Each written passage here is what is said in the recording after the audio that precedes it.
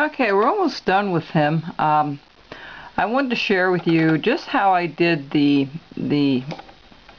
little bit of, I always do the bottom first of the hat with the V tool and the top for the brim. And then what I do is, if you can see it, let's see if we bring it in a little bit closer. I kind of do the third row sporadically in a little bit different directions and kind of match it up.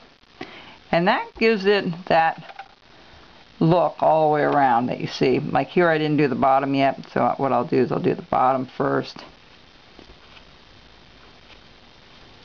And then I'll match the middle. And I do that with the beards, I do that with the hats pretty well. Well, the hat I start at the bottom and work my way to the top. Now here you can see I've worked my way to the top here. I'm going to use my little larger V tool. And we're just going to keep going here, and I'll show you what happens. If you keep going to the left, you'll get that spiral thing going. And it turns out pretty neat. I never expected it to turn out like that. It just happened that way. So.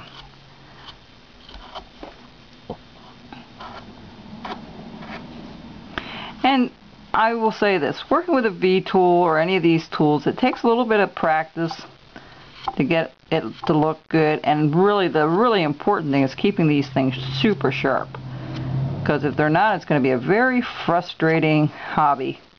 And I've said that all along. If you don't have sharp tools and you don't have the right equipment to do the stuff, it's like any other thing you do. Any other job you do, if you don't have the right tools, the same thing at the farm, but I don't have the right tools to do my fixing up the buildings and stuff, it can be a very frustrating job with inferior tools. See how we're getting it to the corner there? It's hard for me to see this, but I think it's going in the right direction. Okay. That's it. Okay, and then if you want to go back and just take a little things out every so often, you can, and that's what it looks like, okay?